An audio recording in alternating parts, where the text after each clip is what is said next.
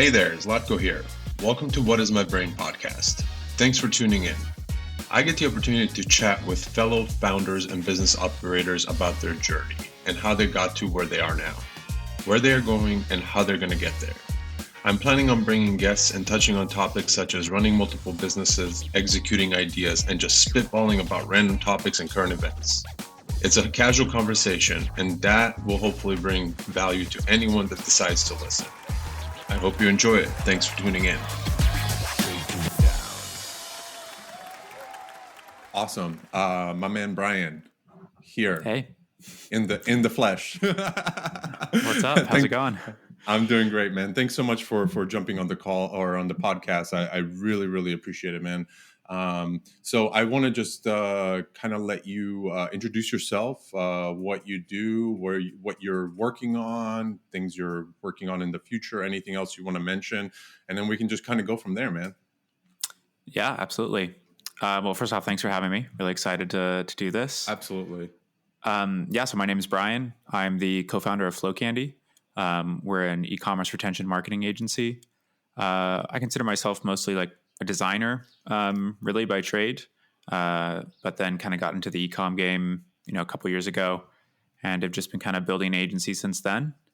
But yeah, that's pretty much the basics of who I am. So I love it, man. I'm curious, when did you first start, doing design work? And I guess my other question would be, how did you get into like starting an agency? And now I know you and I previously talked, and I think you're also productizing a lot of that stuff on the agency side as well, in terms of how you guys are leveraging that to clients and all that. So I'd love to know what intrigued you about design, what kind of design you did. Was it straight like web right away, or did you, were you just like an artist and you're like, oh man, I want to do some web stuff? Like, how did you get into that side of things? Right. That's actually that's a great place to start, actually, because it was a weird kind of journey to get to that point.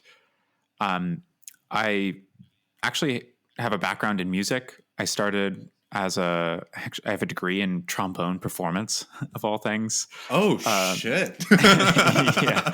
Talk about left field. It was a very I was the kid in band all through high school, in all of the bands, honestly, like one before school, one after school, going on all the trips and that kind of thing.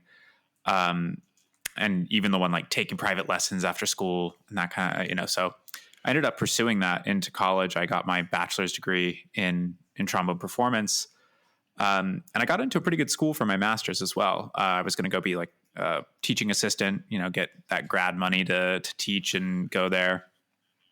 But it was really quickly that I realized this is not for me. Going to a much better school, you see there's 100 other kids that are just as good as you are at music. And you just kind of realize you have to love it. You have to really, really like that stuff to want to, maybe make $60K at the end of the road. You're like, you're a professor somewhere crazy. And you've put 20 years into it and you're making $60K. And I was like, I don't think I can do this anymore. I don't like it enough. I don't want to, I really don't want to be here that much.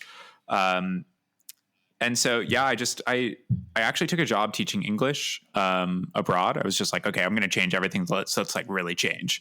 And I moved to Japan. So I was living in Japan, and just while I was doing that, online, making such a big life change. I had some friends from music school, and one of them, she happened to be starting like a content marketing agency.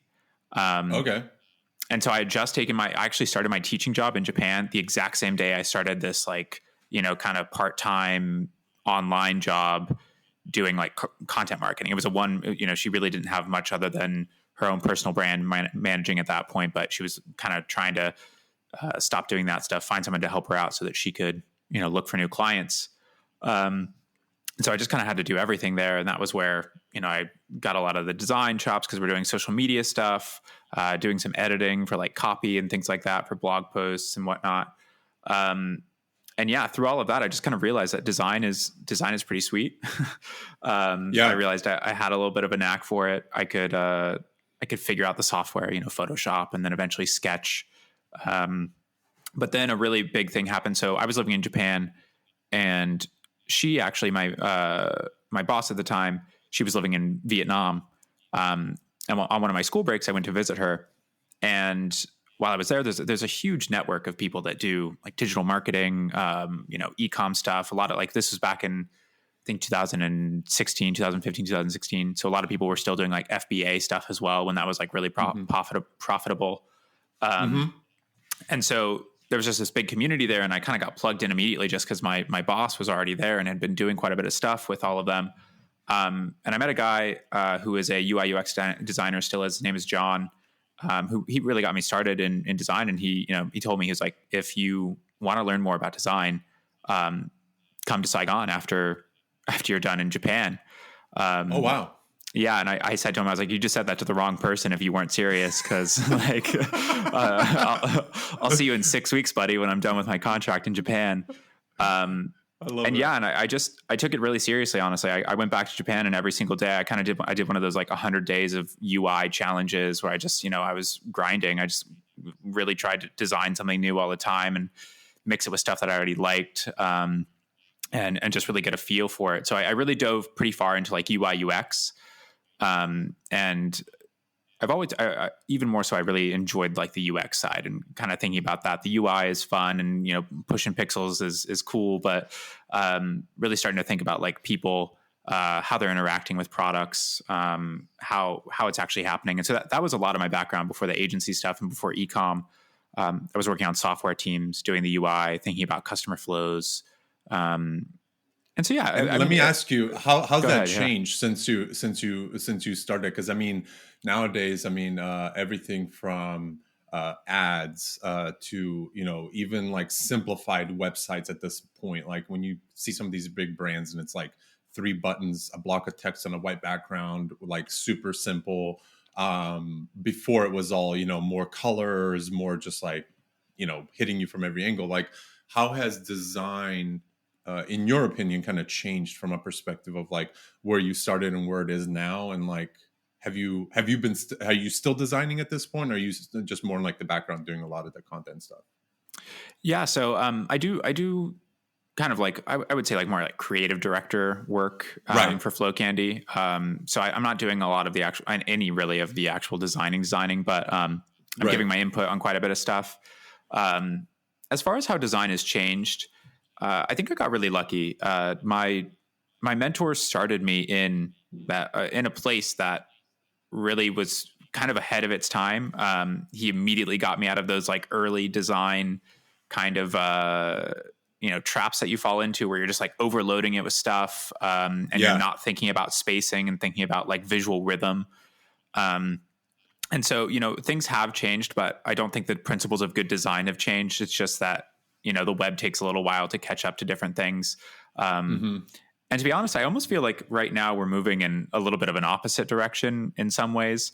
There are some brands, especially in like the Web3 space and stuff like that, right, that are just going, it's all about personality. It's all about community. So it makes sense. You're trying to create this like visual identity that is unique and has some sort of, pull to people that, identify with that. But I think, as to your point, I think over the time we saw it go a little bit from, confusing kind of Web 1 stuff. Web 2 becomes a little bit more minimalistic, and now Web 3 is becoming this like cacophony of just like weird, crazy stuff that is very cool and has some like very unique styles as far as like art goes. But I wouldn't necessarily like peg it as good design. I'd say it's like good aesthetic.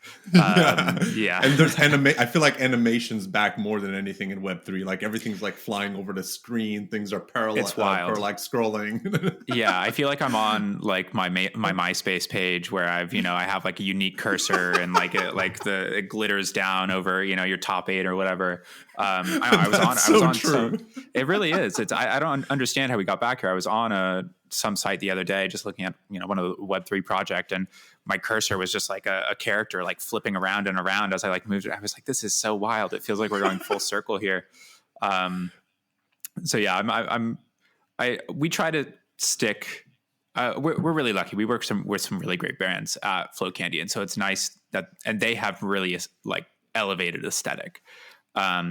And I feel like we really unify on a lot of that stuff. We have some flashy clients that we do flashy stuff for, and it turns out really great. But we also have some very like design principle driven clients, which Right. I really love working on that kind of stuff, just because not only is it beautiful, not only does it feel good, but you can see results in it as well. You end up really like being able to see like, wow, this works. There's a reason Mm-hmm. that simple one CTA, but making it like really pretty and reflecting kind of that, how does this design make me feel idea Right. behind design.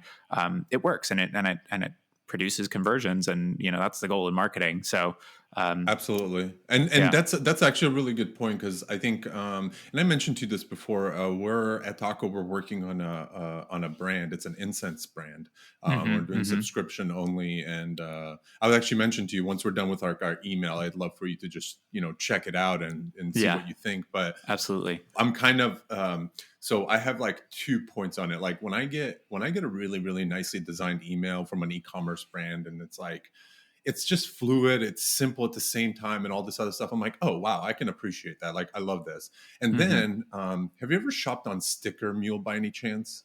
I have actually. I have some Sticker Mule stickers right here with our little logo on it. Okay, that's sick, because honestly, to me, their emails are everything. They're plain text. They just have hyperlinks in there, like so dumbed down. Like there's no effort in those emails except like to the point. Here's what we're offering you, and click on the hyperlink. There's not even any CTAs on the thing, which is amazing to me. So, and I catch myself going through those emails more than I go through the well-designed ones from like an e-commerce brand, because I figure, I don't know what it is. It's some sort of mental tick that I'm like, oh, well, this seems like somebody personally just emailed me and sent me a link. Let me click on this. Right. It's like, I guess the feeling you get from the brand and how you differentiate that going forward. It's like, do you want to be this oversimplified, just like send somebody a plain text? Because I'm honestly becoming more and more a fan of that. Like every product that we're looking to build, I'm like, guys, the emails, let's focus on it, but let's not like overwhelm it, because I'm okay with just going simple and people almost being like, wait, is this an email or did I just like get a person? Like, I'm okay with that little like mind fuck in that sense. No, definitely. I mean, that's something that hyperlinks and just like text links are such a pro tip when it comes to email. Being able to have just a little bit of, even if you still have a CTA, but you link the paragraph copy or whatever copy you have kind of in that block, it definitely increases click-throughs. It's a really nice, just little extra, and it draws attention to whatever the action is as well. Cause underline, bold that, and then people see it. People pay attention. But we talk about this a lot because there is definitely, for specific types of brands, there's going to be a huge bump in, being able to use that really personal kind of like letter style email, for certain types, especially. But it really ends up being a conversation that we have with store owners of, because I guess when you look at email, you have multiple pillars of kind of what you're trying to build there, right? You have like, you want to drive conversions. You want to like make more money. You want people to like be engaging with the brand and like learn about the brand and stuff like that.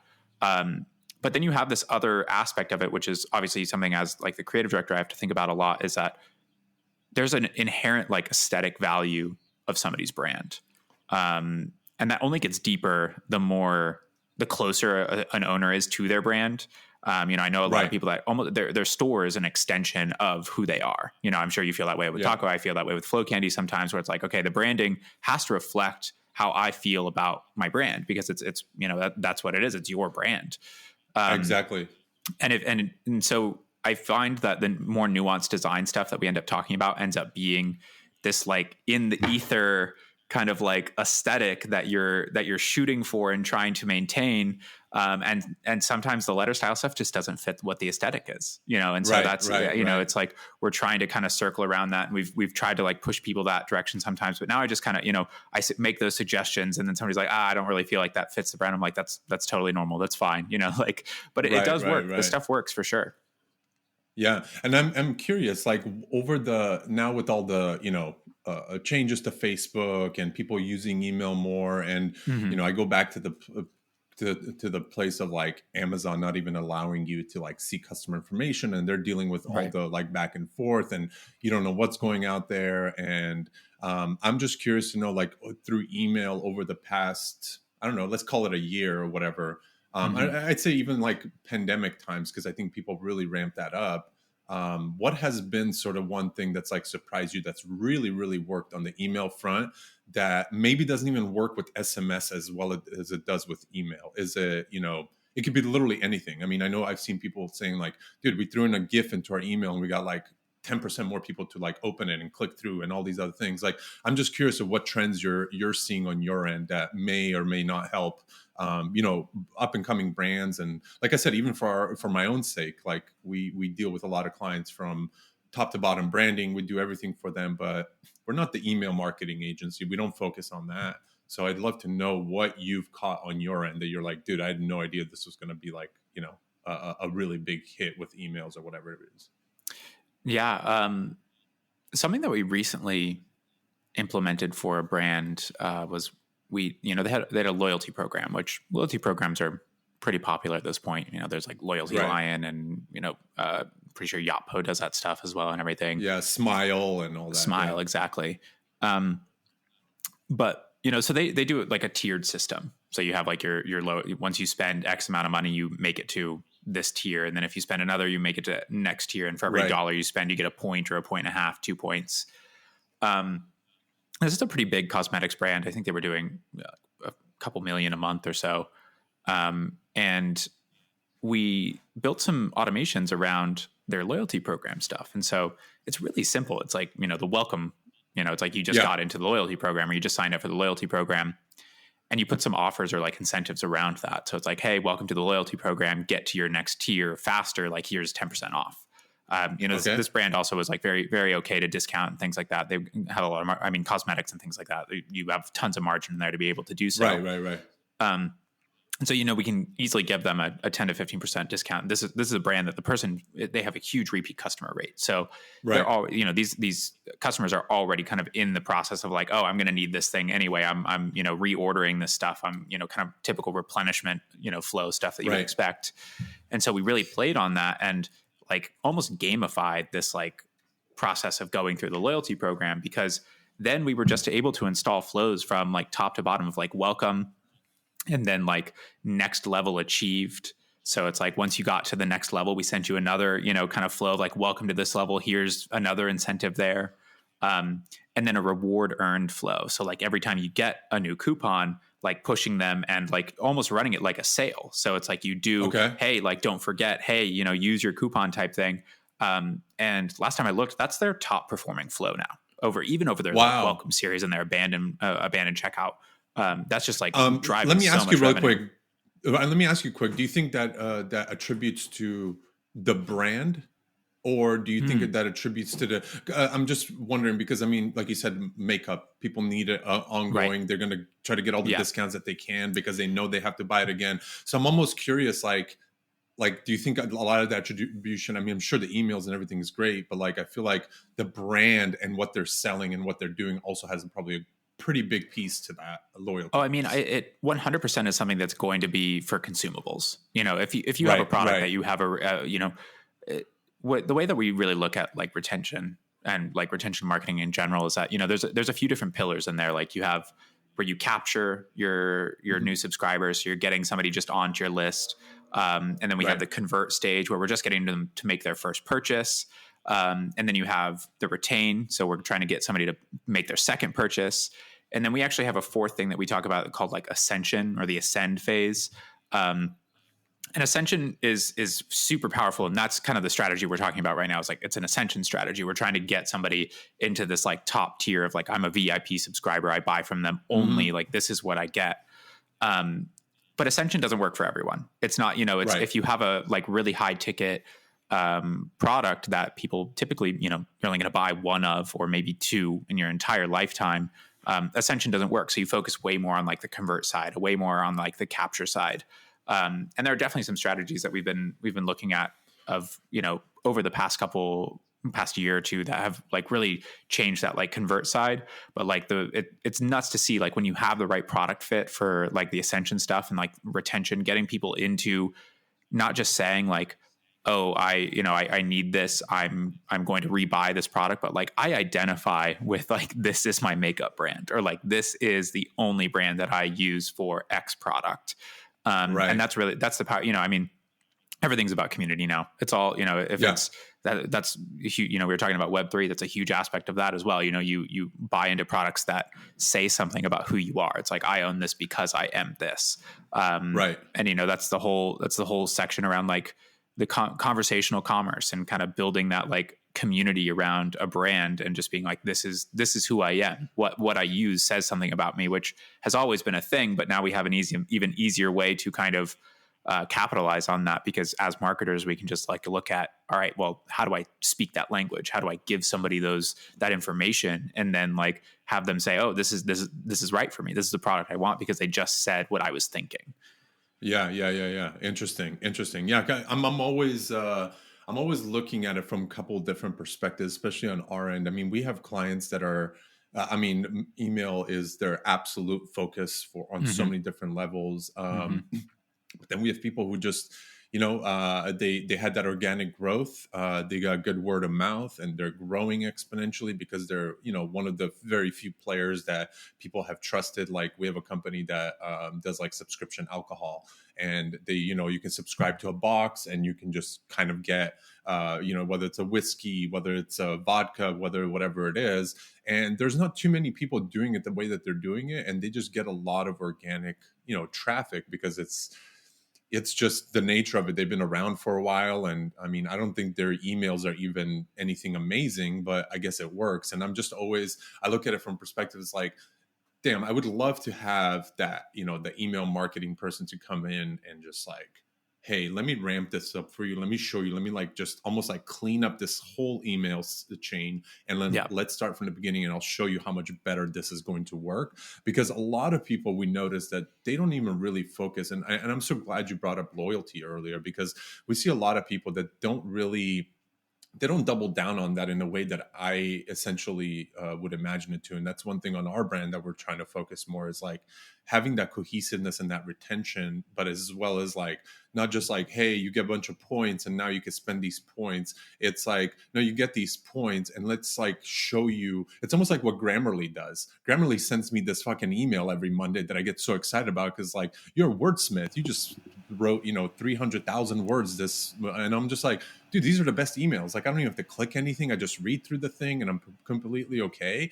And I'm sure I tweeted them not too long ago, and I was like, what is your open rate for these emails? Because I'm sure it's like 100%. Like, you know what I mean? It's just, they're amazing emails. So I'm like, the loyalty, that they don't even have to have the loyalty program. The fact that they send me that and I'm like, oh yeah, I'm at this tier. They tell me you're 1%, you're this, you're that. And I'm just like, dude, this is sick. Like, this is keeping me in the wheelhouse for sure. Because I like knowing stats. I don't care to keep stats, but when somebody sends me stats, I'm like, oh, this is actually kind of sick. So I can see why, like, when you're going through the loyalty program, it's like, oh, you have this much more, and then you're going to get up here and you get, I mean, I just went to a vitamin or supplement store the other day. Have you heard of Symbiotica by any chance? Like the supplement thing? No, I haven't. Supplement brand?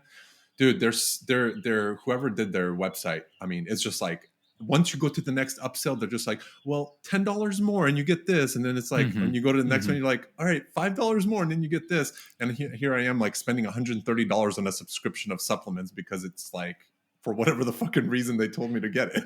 Yeah, exactly. It's that tiering of, as once you get a little bit closer, it's like, all right, well, it's not that big of a push to get there at this point. Yeah.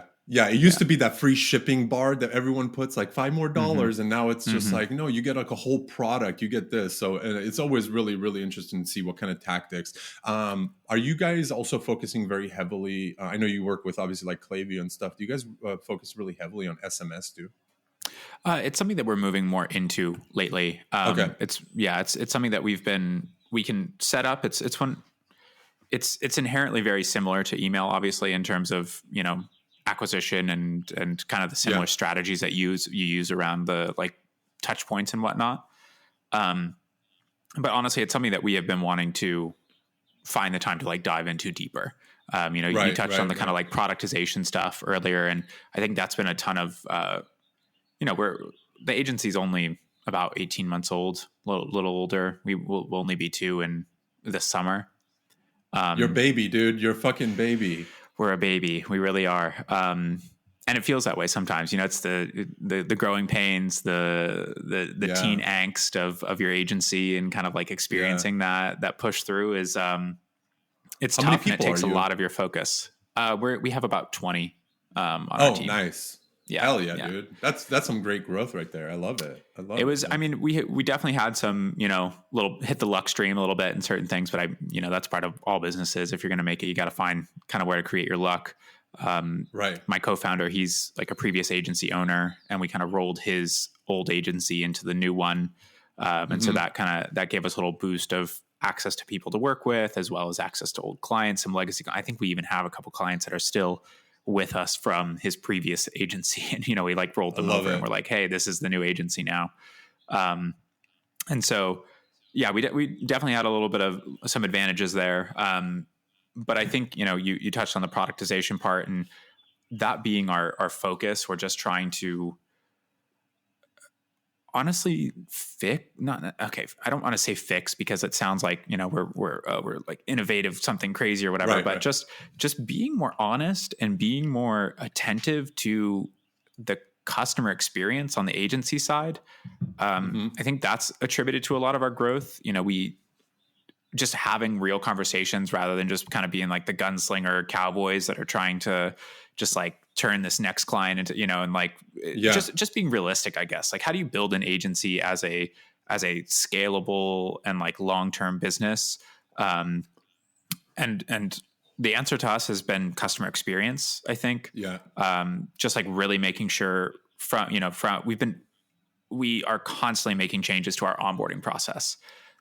Constantly making changes to like how we kick off clients, how we actually like align on expectations. What is the first, what is the first day of purchasing look like? What happens when you actually like swipe your credit card? Cause that's going to be when so much anxiety happens. How do we kind of like counteract that anxiety? And like, we literally used to call it like the agency anxiety period. It's like the first 2 weeks to 35 days or so of like, are they going to screw me? Like, it's just like there's this endless question, because so many people have been screwed by an agency at some point that they come in with this just crazy like defensive wall, and I'm like, I'm trying to do work, but instead of doing work, we're like scaling this defensiveness the entire time.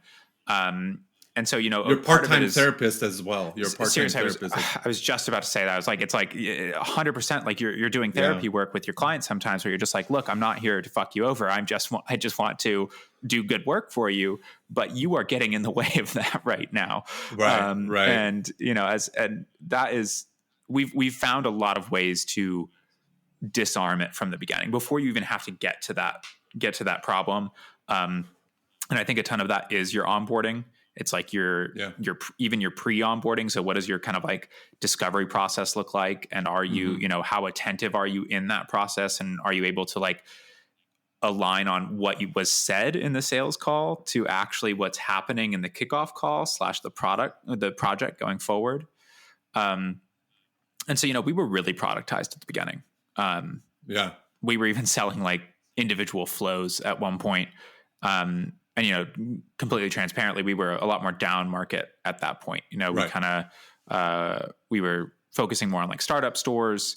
And so, we would sell a welcome series on its own. We would sell, like you could buy 4 campaigns or something like that and just buy it as a little package. And that was unique. It was very unique in terms of like what you can find in the market, but it for creative work, it just doesn't, at least the way that we've tried to figure it out, we couldn't figure out a way to make it work in terms of being right for everyone. Cause you have to, you don't have to cut corners, but something's got to give on one side or the other. Either we're not going to make any money off of it, or the product that they're going to get is just going to be, not great. It's going to be more boilerplate, more cookie cutter. Exactly. You have to run with the cookie cutter. It has to be templates. It has to be just like a little bit of graphic, stuff dropped in, a little bit of, light copy changes here and there. But anytime you sell somebody creative work, you can't really, it's very hard to differentiate of like, oh, this is like light creative and this is real creative and this is like elevated creative. Right. Like enterprise creative. Like I'm going to give you like a whole team behind you type of thing. Exactly. Which we tried to do. We tried to do that too. We had like a standard and an elevated package for a little while as well. And I know there are other pretty like successful agencies out there that do that. It's kind of based on like, all right, this you can have kind of like this designer, or you can have like a better designer. Which I mean, that's cool, but we found it really difficult to communicate what the difference is. And that kills sales. That kills sales like so fast. As soon as you can't describe what's going on in your offer, they're done. They're gone. They're not coming back. There's somebody else that can either explain it better or is cheaper at that point. And they would rather do that. It's like, okay, if you can't explain it and you're expensive, then no way, no thank you. And so we just really got away from trying to differentiate it, and we're just like, everyone gets the best design. It's the best design. It's like the top level. We have amazing designers, lead designers. We're not pulling any punches. We're spending a lot of time on it. There's only one option now, and it's really, really good. And so, that's awesome. It was a paradigm shift for us in terms of like, we just had to decide who we wanted to be. I had a really great, we had a really great project manager, last year who he ended up buying a boat. It's always been his dream to just like sail around the world. And he was he was one of our best project managers. He was kind of one of those guys that you could like give him the keys and, you know, the project manager that everyone's looking for. You give them the keys and you don't have to worry about that client ever again. Right. I love that. We just hired 4 of those people on our team, and it's been the most amazing change. And the hiring process took so long, but it was so worth it. Like, we burned so much cash trying to like hire these people and making sure that we had the right people and really like lay it out. I think like transparency at the end of the day when you're hiring these people, and the transparency from that project manager to the client, and having it in the DNA of the agency from the time that you're even interviewing, I think that sets the tone quite a bit. So it's a game changer. Yeah, exactly. No, I mean, if you have somebody that you can actually trust to just get stuff done with like minimal input, because that's really what it comes down to. It's like, okay, you can get people to do stuff that you need them to do, but then you get 100 questions about it. It's like, okay, well, now I might as well have just done this, you know, like I exactly. But then somebody can take it off your plate and do that. It's just absolutely invaluable. But to bring it back to them, they found the boat that they had been looking for the past like 2 years, you know, and it was kind of a once in a lifetime chance. And so they took it, and, you know, we really didn't pull any punches on sitting down and being like, look, tell us everything of what good and bad of what you think of your experience working here. What are kind of your departing words for us? So, you know, it was my co-founder and I always sat down with him, and this was right in the middle as we were doing that kind of like standard versus elevated. And like we had the multiple offerings and we're trying all these things. You know, the first year of the agency, obviously we're just throwing shit at the wall, constantly trying to see what's going to stick. And he said to us, he was like, you gotta figure out who you are. Like, you have to decide. You can't be both. We're trying so hard to be both of these agencies at the same time. And you can't be both, because you're going to have a mediocre product for both of those clients. You're not going to have a stellar product for one of them. And that hit me really hard. It was one of those days, where it's just like, okay, I can't get any more work done today because I have to like sit down and think about this for the next like 4 hours. And that was a big change. That was a big turning point. It was like right in Q3 last year. So, I mean, it wasn't even that long ago.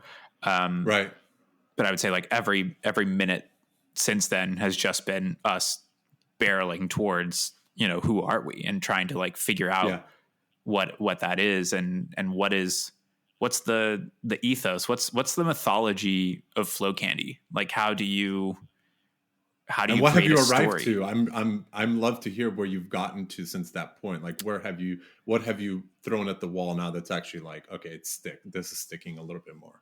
Yeah, definitely. So one thing that I think is really breaking, you know, it's breaking the agency model, and kind of coming back to that, like, how do we make this customer experience better? Is that we're getting rid of forever subscriptions. Okay. So like, it's such a, like, retainers, you know, it's such a normal, we call it the forever subscription in-house. It's just kind of like how we talk about it, but the forever subscription and the like retainer doesn't serve anybody but the agency, but it doesn't even serve the agency, because all it does is drive complacency, in my opinion. Okay. So if you lock somebody in and it's like, hey, look, like, you're on a subscription, and they just stay on that subscription forever, there is literally only one way for that relationship to end, which is the client at some point is going to say, I don't want to do this anymore. And Okay. I don't think that that's a good way to end a relationship with anybody ever. Like that, as far as breakups go, that's about the worst way that a breakup can go. It's just like, it's so complacent that somebody's just like, I don't want to do this anymore. It's like, whoa, like that feels terrible. Like, why would you ever want that to be how you finish like your interaction with somebody? And so I think what we're doing now and what our product that's like hitting right now is that we have like a 90-day program that it's very tight. We know exactly what is delivered in that amount of time. The client knows exactly what's delivered in that amount of time. And it's like, here you go. This is the design stuff that you get. These are the flows. Like these are the emails. This is the SMS stuff. And it's just very well detailed and documented. There's like a sales page for it. It's very clear what it is. And it's 90 days. It's enough time for us to make a good impression. It's enough time for us to get good work done, to see results, but it's not forever. It's something that somebody could roll the dice on it. It's like, okay, well, let me see if this is good. And we're building in that like review period.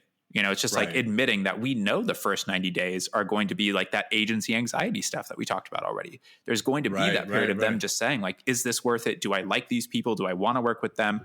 And then on the flip side, we're doing the same thing to them. I would much rather commit to a 90 days of like, okay, I can get this done. And then at the end of those 90 days, I also get to make the decision. Do we want to offer them to continue on a different package? And so I think that I have to quickly interrupt you there because you just hit on something that I didn't even think about until you started talking. Because when you started talking about retainers, I was immediately going to like brain bust and be like, well, I somewhat disagree, but then that you brought it back to that 90-day. And now that I'm thinking about how we work at Taco, it's actually that same thing, but we still call it more of a retainer package just because of the fact that, because our commitment from our clients is minimum of 2 months. After that, do whatever the fuck you want to do. If you want to run the other way, you want to renew, whatever it is. But that's essentially, it's so funny that you say that because essentially our projects, so we have like a minimum, we do like buckets of hours. So every month, a client can get an X amount of hours for basically any of our services. So if they come to us for a phase one, they're going to be like, hey, I need, my product page, my homepage, and something else completely revamped or whatever that might be. So we just kind of scale that out, scope it out, look at where things are. Is this feasible for what they want and all this? And usually that happens within like the first 2.5 months. So that's kind of like the gate. And then after that, we tell them, hey, everything after that is very optional. You can re-up on hours. You can do any of that. The only thing that we require is that we're required to get paid up front for those hours because there's been too many times in the past where we actually go from, hey, we're done. And the client's like, well, no, that's not really what I wanted. And then the money never comes in because they're just constantly going like, scope creeping and all these other things. So that's really interesting that you came to that conclusion because we've been doing that subconsciously without, like, we still call it a retainer because we have clients right now that are paying us, X amount of dollars every single month for the past year and a half. So that's been like the long stretch relationship where they just, at this point, they don't want to go to anyone else. They're just like, we love working with you. You're getting shit done. We're cool with it. Like, we don't want to go hire somebody else, so that's actually really, really cool. And I'm glad you brought that up because you just like cleared up my whole like mind state with that like comment, because in the beginning I was like, wait a minute, I fucking love retainers because we know what we're getting. But yeah, I never look to commit anybody to something that, and again, we're reevaluating the client at that time, right? Because we're just like, do we even like these first like 60 days, 90 days? Like, has this been a good experience? We're doing like project debriefs now, seeing what went right, what went wrong, and all these other things. So sorry to interrupt. I just had to get that thought out. We're very on the same wavelength. Like we're 100% like right there in the same area with thinking on this. That's why I called it like the forever subscription. That's more how we refer to it as, but I just realized that was probably just how we talk about it. Right. But we're just trying to get away from, there's a lot of really great kind of like smaller price tag subscriptions that, I'm sure they really benefit from this and people probably get a lot of value out of it. Like first one off the top of my head was like Design Pickle. Design Pickle's what, like $700, $1,000 a month or something like that. But I think you sign up and then you're just subscribed until you cancel, whether you use it or not, And that was how Flow Candy started. It was like you subscribe and we're pushing you to use what you want to use or like what you sign up for. Right. But it was still, it just comes back to like, you're not getting people to re-buy in ever. And so, Right. we saw a big step in like conversions on our side in terms of like being able to present this package and just say like, look, this is the 90 days. This is what we're going to be doing. And it just made everyone feel a little bit more comfortable. And so now like moving on to the next side. So we're looking at, okay, what happens after this first 90 days? What does the package look like? We're really trying to start to center that around some sort of goal, because there's, you can be very loosey-goosey with email. It's like, hey, we're looking at, we'll do like 8 emails, 8 campaigns this month and like, 4 flows or whatever and XYZ. And that's, we've played that game a little bit before. We've tried to center our packages around like deliverables, like number of deliverables.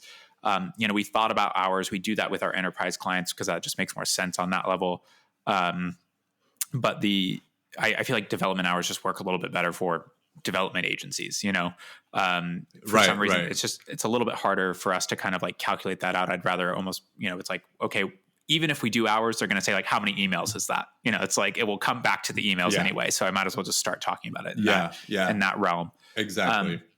And so the way that we're kind of trying to remedy that is that we can look at, kind of our philosophy on retention. We can kind of think about what are the levers we can pull here? How can we really help this brand grow? So what do they need? What are the things that we can do to actually, move the needle a little bit, And so, we did the same thing. We have minimum commitment is 90 days now. Like I said, that product is 90 days, but every subsequent agreement is also 90 days is how we're getting into it now. Okay. So it's like we resell every quarter basically. So we're doing, like you said, the project, we call them postmortems. We do a postmortem on the quarter and we look at it and we say like, this is all the stuff we got done. And this is also what we think that you should be doing for the next quarter. And you can do that in-house if you want. Go ahead. You have the templates we made for you. You have our design system that we built in Figma for you. You have all of the suggestions that we're making. You've seen how we've done it. If you want to do it in-house, totally fine. I'll even help you find the manager to do it. Like, if you want us to interview people, no problem. We'll advise you on that. You want to take it to another agency, also be my guest. At the end of the day, it's your business. Do what you want to do. Right. But you paint that picture. It's just like, look, this is what we see for you to do for the next quarter. And then it's a very easy, like you said, you have the relationship. They're like, I don't want to go find anyone else. I don't want to do this in-house. You're doing us a big favor by not having to think about this ever. And they'll just pull the trigger and do that next 90 days as well. But it makes us think about it because I think about these things because I care about these clients. I want them to like be successful. I want it to reflect well on us. I want it to be a brand that they talk about with other people they know in the space. But the only way to like systematize this and to have it be like ethos all the way through when it's somebody who, not to say that any of my employees don't care. They're all incredible and they all are really great. But down the line, what if it's someone that I don't have like as personal of a relationship with? Building this ethos of like holding ourselves accountable to every 3 months, making sure that we did something great for them and we're doing something great for them in the upcoming quarter. I just think that's a really good like baseline to set for how we think about our products. And it removes that anxiety that like, is somebody doing anything, or did I just pay this agency thousands of dollars over the last 3 months? And what do I really have to show with? I don't want anyone to ever say that. I don't want anyone to ever say that about Flow Candy. And I think we're finally at that point where it's like, okay, obviously through growing pains, you have clients that are like, that wasn't, we could have done better kind of stuff. But I think we're finally moving out of that phase where it's like, I know that every client that comes through, we finally have like gotten it to the point where it's like you can get that kind of customer satisfaction up. That customer experience is going to be, I love it, 100 emoji, and like I'm happy about it. So I think that's been our biggest kind of like our biggest learning over the last like years from that kind of change, from that shift of like, who are we? And it's like, well, we want to be the people that actually give a shit and like actually, are going to be Yeah. able to talk to you about the stuff, and we'll fix the little thing here and there, even though you didn't pay for the hours to do it. We'll jump in and like do your domain warm up real quick to make sure that like it's going to work. And like, it's just a lot more about like, how do we make a great experience? And honestly, that comes back to the UX stuff. It's just like, that's where it all comes from, is how do you make people feel good about what you're doing? How do you make them feel? And how do you make it a good time to just work together? 100%. And that's, I have so many things to say, but first and foremost, I think on my end, that's where I, as a founder and I would say CEO on a day-to-day basis, before I kind of stepped down from Taco on that front, that's where I think I started falling a little bit short, because I was starting to feel a little bit of that burnout, because we were constantly making one client very happy. This is before we did like a lot of retainer stuff and everything like that. When we flipped on the retainer thing, that was like a game changer. But it was one of those things where we would get one client of a very high price tag, and then we would have one super unhappy client because maybe they went in and fucked around with something, and then we went in and tried to fix it, and they, and this starts becoming this like, and with development, it's so much harder. With like email, I mean, you get a little bit of that, but man, when it comes to development, like I want to move this button, I want to change this color. I'm just like, dude, like we're doing this for you. After we're done, you can just go fuck everything up. Just my conversion rate just dropped 4%. It's like, okay. Yeah. So it's a constant battle, and so on our end, we had to front load that sort of transparency and expectations a lot more. And Grace, who's the CEO at Taco for the past, I always butcher this because I feel like she's been CEO for so much longer, but I think it's at like 8 months now or something like that, something crazy. But it's one of those things where we call it like tightening up the ship a little bit, because of the fact that we needed to, from the top, from the time we were selling on our first call, discovery call, sales call, whatever you want to call it, to the point where, we're onboarding them. And going back to your onboarding thing, one thing that we did, and we can chat, offline about this. We actually worked with a company that does like a lot of no-code stuff. They basically focused on building a no-code platform for like client portals. And so what we did is we connected, basically, like internally we use things like Asana, Slack, Zendesk, HubSpot, like all these different things. And we basically took that tool and we brought it, even Stripe, like showing them their payments, how much money they spent with us, how many hours they have, like all of that stuff. And we just put that all like into the client's corner. And we just said, every week, this thing is just going to be updated, and you can check it anytime to go in and say, hey, I want to re-up for more hours, or I need to like press pause, or I need to do whatever it is. And I think till this day, I have to check with Emma, who's our like ops magician who does all this. Like, I don't think we've had one client be like, what the fuck is this? Why did you guys put this in front of me? Everyone's just like, no, this is great. Like, I don't even have to email you guys about this shit anymore. We have less conversations. We don't have to deal with it on the, when you go to those calls and you're like, let's talk about new features or the next phase of things. And they're like, wait a minute, how many hours do we have? Like, everything, that conversation has been completely like pushed into their corner. So that if they ask that question, that just means that they're not checking their portal. And honestly, man, like, that's been one of those tools that I highly, highly recommend to everybody, because we're no longer doing email updates. Things are getting lost in the, in the gutters of the email and all this other stuff. Like, everything's just been front loaded to be like, hey, when you sign on with us, and I'm even trying to get the team to figure out how we can almost use the client portal as like a sales funnel to be like, hey, when you work with Taco, you get this. When you work with this company, you may not get that. Right. And again, I'm one of those people, and this is why myself and Grace get along so well on so many different levels. But one thing that her and I agree on all the time is, fuck what everybody else is doing. Let's do us. Let's do what we do best, and tunnel vision. I don't look over the fence. They can look over the fence all they want. My gate's completely open, but I don't give a shit about what anybody else is doing. We want to do it our way, and we want to do it with personality and a little bit of culture behind it, and do it differently, where, somebody may see something as like a very simple thing, but we're like, no, we actually listen to our clients. We ask them for feedback, and this is what they wanted. So that's what we gave it to them. And one thing was always this is, transparency into hours, transparency into, all these different things, sending them reports and all this other stuff. Now we just do a simple Google Sheet upload and everything looks into this like nice like web view and all this other stuff. So if you ever want to go down that road and provide that level, because it's so easy and so much time has been saved on our end, let me know, because I think that'll do wonders for I think a lot of agencies.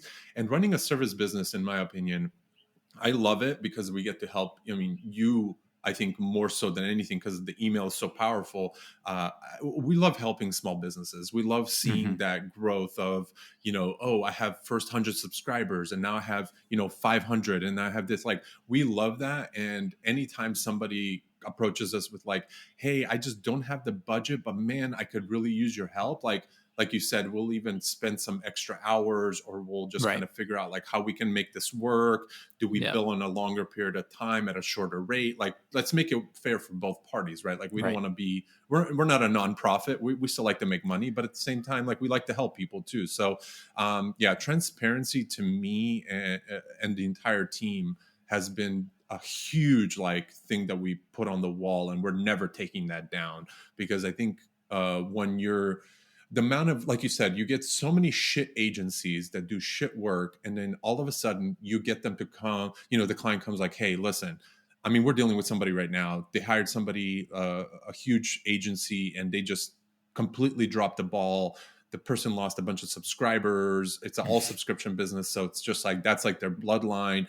And one of those things is like, we've had to clean up so many other people's messes that and then on top of that, layering that transparency above it, like, that has earned us so much trust and so much positive like reinforcement on what we're doing, that it's really helped the agency scale from a mental perspective, like how we present ourselves, because we know, like, we know our shit stinks, but it doesn't stink as bad some of the other people maybe, and we're going to take it for what it is, and we're going to just continue building and doing good things, because we don't want to be shady. We don't want anyone to leave unhappy and leave some shitty reviews, like exactly the same kind of stuff that you're talking about. So I love hearing it, because I feel like sometimes people don't talk about it enough. And I think clients deserve that level of transparency. I mean, I'm building a brand right now, and it's like, we're working with an agency to do some like ads and social ads and all this other stuff. And it's like, when somebody sends you a proposal that's like, kind of like, oh, what's going on here? What does this actually mean? It's like, that already sets the tone for like, oh, this is going to just be a lot of back and forth, a lot of clarification, a lot of this, a lot of that. It's like,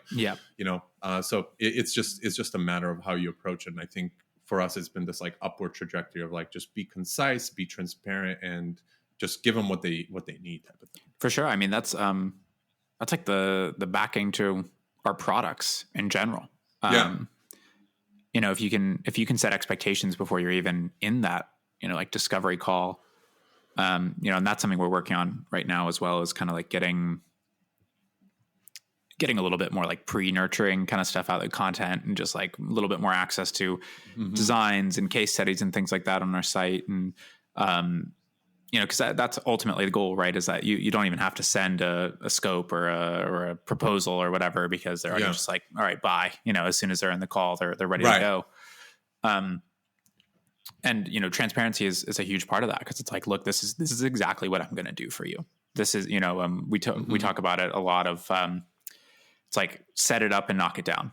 So like you put up the target, and everyone can see what the target is, and you got it. Like, it's like, okay, great. We got that one done. Like, let's move to let's put up another target and go to that one, But I mean, that's such a good suggestion. And I'm definitely going to want the name of the software that you're using, because we tried something like that actually for the kind of like, I guess you could call it like Flow Candy V1, maybe that was V2. We might be on like V3 or V4 now.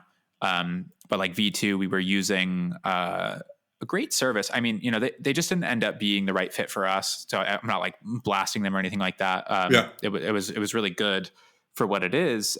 It's called SPP, Service Provider Pro. And I liked it a lot. It has a lot of kind of like it's customizable. but we were able to have like all of our email chains in there, and we had kind of like, we reflected what was in, we use ClickUp not instead of Asana. So we reflected like what was in ClickUp on SPP, and it gave them the kind of login portal. You can see your invoices and all that kind of stuff. But I think what really ended up happening for us there is that we just realized that as we were in like FlowCandy V2 or whatever, V1, V2, we were trimming away, I mentioned this earlier of how you have to like, something's got to give on one side or the other, like to make it profitable. And so one of the things that we kind of like put a restriction on was like calls. So like getting people on a call and getting a project manager on a call to like talk about something. And, so we were using SPP as kind of like a way to, be that barrier in between of like, all right, well, this is where you can find all the information instead of having to like get on a call. But you bring up a really good point that, as we kind of move into this, because we kind of schedule like weekly calls or bi-weekly calls with our clients, every client now. It's just a normal thing, especially, like at the price point we're at now, it just makes more sense. And, it really does help. It's good to be able to like check in, touch base, and it gives you that opportunity to continue to develop that relationship. But especially if you like the client too. Yeah, definitely. And, that's my goal is I only want to work with people I like, or at least can stand being on a call for, half an hour a week with. So, right. So, I think that as we move forward, we're definitely going to have to move back towards something similar to SPP, because I want to, another big goal of mine for this year is to look at how we, I'm talking about setting up and knocking it down, or like how there's a goal for each of our products per quarter. I want that to be like really metric based. I need it to be, there needs to be a report around it. I need to be able to say like, okay, we're working on, your conversions of, new subscribers to first time customers. This is how many people converted to being a first time customer this month. And I want those things to be really, I want a dashboard. I want to talk about like Data Studio and like being able to like populate that and like how that's going to happen. So that could be a really big help. I would love to see what you're doing there. Yeah, it's a company by the name of NoLoco, NOLOCO. I think it's .io. Maybe check them out. But two founders. One of them is a dev. Simon and Darag. They're amazing. I mean, I reached out to them. Literally, no joke. I was like, we've been kind of running into this issue. Clients wanting this, and all I can think about is like, damn, we're using so many different tools. There's absolutely nothing out there other than proprietary platforms where you have to like use their task management tool, their project management tool, their time tracking tool. And I'm just like, I don't want to go in that direction because we just got everything set up on Asana. It's a big infrastructure, And I was like, there's got to be something where we can connect this. And I had written out this document that was, I think, like 3 or 4 pages. Like, we need to do this. We need to do this. We need to do this. And like, we need to be able to like, when something happens in Asana, we need to be able to differentiate what's here and all these other things. And I go on Product Hunt, which I have like literally like spent so much time on during the week just because I love looking at shit. And I see this thing that says like, no code for like client portals. And I was like, oh, hell no. I was like, this cannot be what I was looking for. Like these guys just launched, like somebody's been listening to me over here. Right. And then all of a sudden I go in, I reach out to the guy and I didn't even like hesitate. I'm like, dude, here's my doc that I've been writing out. This is all the features we need. We need time tracking. We need this, we need that. And he was just like, well, we could probably do like 75-80% of this out of the box. And I was like, what? Dang. I was like, you just saved me so much time. And so then they took the project. They're like, you know what? And since, they just got funded by like YC and all this other stuff. They're like, since we're trying to gain a little bit of traction, like we'll do the other pieces for you at like kind of like a pro bono thing. Like we'll set it all up, make sure all the APIs, everything's native. And man, like they've been absolutely amazing. So if you need, I'll make sure to make an introduction because they're an awesome group of guys. And I think their team is growing pretty well right now, but it's a great tool, and I highly recommend it for any agency out there that wants to give that transparency to their clients. Because honestly, it's been a game changer for us. And also, I think the biggest thing is like sometimes when clients ask you, "Oh, what's going on? How many hours? Or can I get a report?" It's like there's always some level of scrambling. No reason to like say like, "Oh, nobody's organized" or anything like that. Like, but there's always a level of like, oh fuck, what did we tell them last week? Let me go back to the email. Let me go do this. Let me go check let me check with the PM. Let me check and there's just like always this level of like back and forth, where here it's like whatever you moved in Asana from like to do to in progress is also showing up on the client side. So we're like, it's like a mirror image type of thing. So and that's the work that takes away from the work. you know. Exactly. And this is what you and I talked about before, is the operational Mm-hmm. side of things, like writing Yeah. out these guides and writing all these things out. Yeah. I mean, we have so much of this information. It's crazy. Like Grace and I are already talking about like, hey, I think we can almost turn this into almost like a small, like cohort type of thing, or like a course thing where we literally, Emma is like the most insanely amazing person when it comes to this. But when she's doing something and she wants to write out an onboarding process, or like wants to just have that information as like a knowledge base for anybody else that may take on that role later, she Yeah. goes in, does a loom, like does the whole video, writes everything up in a doc. I mean, she's the most thorough person that I know. Mm-hmm. And one of those things, I'm just like, wait, guys, like we're spending a lot of time doing this. Like we need to be able to like help other people with this. And then Grace and I have just literally been talking about how we can kind of flip that upside down and like create something a little bit more, I don't want to say cookie cutter, but more like, here's like the 10 things that absolutely every agency needs to do, or how they need to do it. But whatever Right. you want to throw in with like your own little sauce or whatever it is, that's cool. But here's sort of like the framework that you want to stay within, which will allow you to, an agency that's been around for 4 years at this point, like Yeah. allow you Yeah. cut it down to maybe into like 6 months to a year to be able to get to the same level, which in all honesty, like is a huge jump. No, I mean, it's funny that you mentioned that, because I've been thinking about this a lot lately, because I would probably put what what an agency at 4 years has in process, cutting it down to being able to implement in like 6 to 12 months. But just in case, like, just in terms of like talking about starting agencies, I think this is one thing that doesn't get talked about enough, of that the first 0 to, I mean, I'm hoping 24 months, like, is I'm starting to just call it like the brute force period. The grit. The brute force is just, there's no process that's going to help you in month 0 to 24. There's not a single process. I don't care how many employees you have. I don't care. Like, there's no silver bullet SOP for anything. There is like, there is absolutely nothing that honestly, at the end of the day, there are courses on selling, there are courses, and that's pretty much the only course you need to take in your first 24 months. Yeah. It's just like, learn how to sell, and then learn how to do what you do. And you need to be the best one on your team at what you do as well. You need to be the best, the best with clients. You need to be the best with like actually building the emails and like troubleshooting the stuff. And, on our side, at least, like designing them, making sure that everything's conversion optimized and you're the best at the strategy and all of that. And, you see so much stuff on like Twitter and all these things of like, okay, well, I got your, 0 to 50K, like in 6 weeks, blah, blah, blah, and that kind of thing. And it's just like, it's so, I don't know if it's so far from the truth. It's far from my truth in terms of like, you just have 100%. To sit down and like, the solution to every problem for us, whenever we hit it, is just like brute force. It's like one of the leadership has to just sit down and stew in it. You got to get in and just like really stew. You have to like figure 100%. Out from the bottom of like, how do I solve this problem?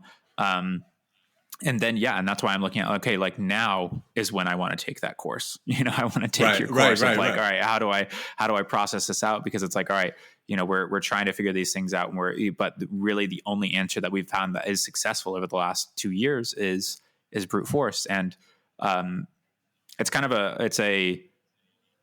it shouldn't necessarily be this, but it is a little bit more, it's a little disheartening, I guess, probably for people that are like starting agencies where you hear just like, okay, the only answer is like work harder.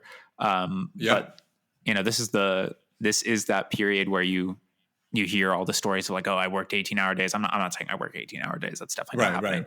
But no. I like my life too much to do that. Exactly. Yeah. But this is where that comes from. It's like, there are no answers in the first 2 years. I'm starting to realize, and all the agencies that you see out there, I'm starting to realize like the average age of the successful ones is like 5+ years. Like there's, it's so rare that you find anyone that's like, you ask somebody who's successful and it's like, 7 years, 10 years, 15 years, 20 years, like minimum you get is usually like 6. And so I'm just kind of you start to benchmark it a little bit more where it's like, okay, like I'll grind it out for a couple of years, and then like hopefully year 3, year 4, it starts to like trend a little bit easier in terms of like, all right, things are processed out. You can actually have other people like really taking care of like core, like vital organ process. Mm-hmm. And then, maybe by year 6, it's like a little bit more chill. But I don't know. It just made me think of that because I that's been something I've been thinking about a lot of like how do you like really think about agency growth? How do you really think about like what is normal, if there is a normal, what is kind of like a pace to be? Am I on pace? Am I off pace? Am I, how are things going? Should I be doing more process stuff? Am I doing too much stuff on my own? Am I, but it really just comes down to that. I think that you have to, if you really want to be successful, you have to be the person to know everything that's going on in the company. You can't have like a single process that you're not like intimately familiar with, or your partner is intimately familiar with. Like it has to be one of you is like on it. If you're lucky and have a co-founder, but it's tough. There's a lot to do. It's, you got to do the work and you have to do all the work. So much. So much. And honestly, for the first, at this point, I would say probably 2 years until I started really hiring people to like help me out on the PM side. I was doing sales calls. I was doing any kind of marketing that we did, whether it was like Twitter related stuff, whatever it is. It was support tickets, obviously. And I think the biggest thing that, and I know this is going to sound crazy to say, but it's like the nature of like getting up and running. I was one of those people that there was no plan B. Like it was plan A, and then there's like plan A, and that was it. And to me, that signified like I need to do whatever I can to make sure that I survive at least for the next 3. Like I was going in like 3-month stages because I was like, I don't know what's going to happen. At least one of these projects is a month. One of these projects is 2. That gives me 3 months. Yeah. To get the next 3-month project. You know what I mean? Like it's this very like spurt like oriented like process. And to me, I think some of the biggest mistakes and the biggest losses I've had was in the beginning when I was just taking on any project that was willing to put money in my pocket.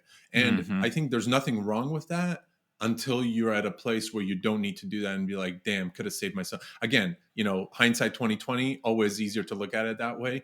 But to me, like those $500,000 projects that we did just to like, make payroll the next week was just one of those things that you have to sacrifice. And there's no perfect solution. The one thing that I would tell anyone that's, potentially trying to start an agency or at the beginning of their life cycle of their agency is like, know what you're really, really good at and go after that thing until other opportunities open up for you. Because I think for me, it was very tough to only be like, oh, all the money that not only I'm making and the company's making is coming from clients. To me, that was like, that's a single point of failure. No matter how many clients you have, they can all go away tomorrow and that all like, just goes to shit. Yeah. So one thing that we started, what I started really doing is like trying to go after some of these like partnerships. So the partnership programs across, in our case, Shopify ecosystem was, it was cool, but it wasn't, great. And then sometimes people realize like, hey, this person's sending us a bunch of like new store signups. Like we had a couple of partners reach out and be like, hey, do you guys want to make some passive income on the side? Like we can give you a 10, 20% kickback and all this. And no joke, Brian, like we went from the first couple of years, made a few $1,000 in the year, just like passive income. Last year, I really the beginning of last year, I should say, I was just like, you know what? I want to see how far I can grow this partnership affiliate thing. Like every single thing that we did, every new client that we get in, we're like, all right, here's our checklist of partners that we get affiliate credit from.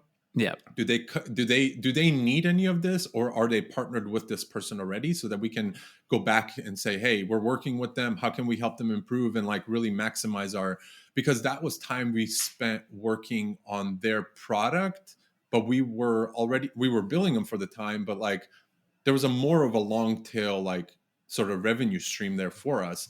So we went from, like I said, a few $1,000 first couple of years to last year, we broke $130,000 in passive income, like straight, like affiliate. And to me, that was like, oh shit, this is like super.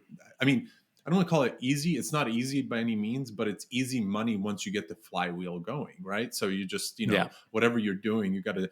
So to me, I would say when somebody's starting an agency, like focus on what you're good at. Like, for example, in your case, it went from design to like, okay, email is the thing that we want to do.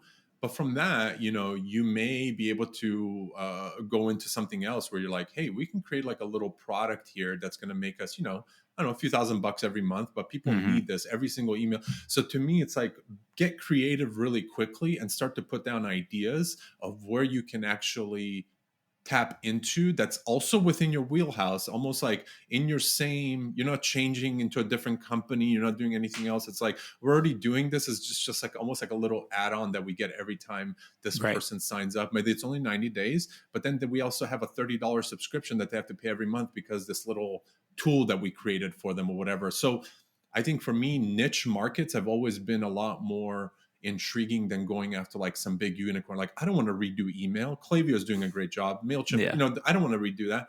But there's always going to be something in between from the time that you start working with them to the time that like you might be done and be like, man, I've started to notice a trend. A lot of people need this feature and nobody's doing it out of the box and nobody has it on the roadmap. Like, let's build this and just kind of slide that in as like a part of the sales. And you'd be surprised how many people be like, sure, $30, this is what, oh, cool. And then there's, that keeps building up, compounding and all this other stuff. So to me, that's always been the thing. Diversify when the time feels right and when you feel like you can actually make somebody's life a little bit easier with whatever you're selling, because at the end of the day, service business is very, very hard to do. And if you're not ready, like you said, if you're not ready for the brute force and the grit, it's going to be a very tough uphill battle for a lot of people.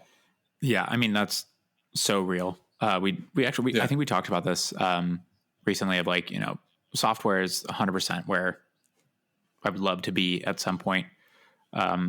Part of me has always thought of Flow Candy as a software company, even if we started as a service, just because I don't think it's smart to think any other way. Like pure agencies are just low margin, hard work. It's just hard. And there's always unexpected expenses, unexpected, shit that comes about. And exactly. And it's always going to happen. It's always going to be there. One thing that I am envious of with like developer, dev shops basically is that you guys get all the best kickbacks. It's like, by the time I get a client, even if they're a fresh store, they've already been signed up to Shopify. They've already been signed up to Klaviyo. They've already been signed up to Yotpo. And it's just like, okay, cool. Like, there's nothing left for us at that point, so we don't get to sign anybody up. Actually, one of the funniest things is we are technically a Klaviyo Silver partner. Which is the lowest rung of the Klaviyo partner program. And that is because they changed their partner program at the beginning of, I think it was 2021. Yeah, I remember that.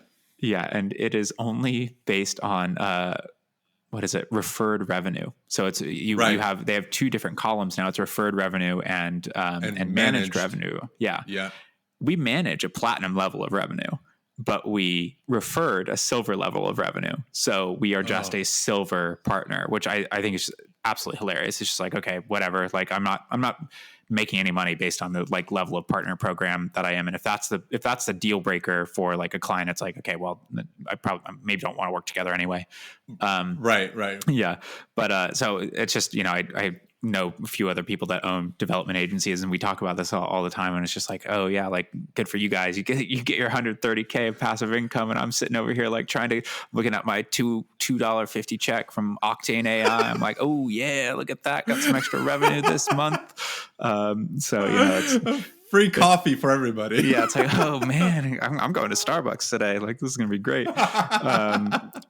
Black coffee, can't even get a flavor.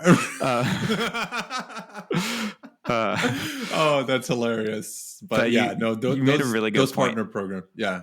Oh no, they really are. They're a gold mine if you're in the right part of the customer journey for a store. Like, we had an agency coach for a little while, and he was he did Keep, also formerly known as Infusionsoft, for a long time, and he built an agency around that.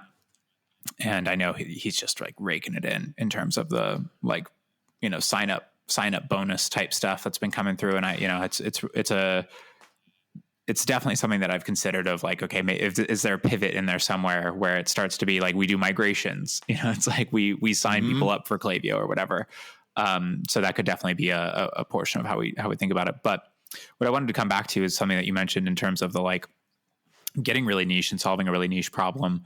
We're kind of thinking about like what, if you have any suggestions for like a new agency or an agency owner or something like that of like, and I talked with my mastermind about this recently because a big change, and how I said we went through a kind of like a paradigm shift with who Flow Candy is, I thought we knew who we were through all of that. I really thought that we knew who we were.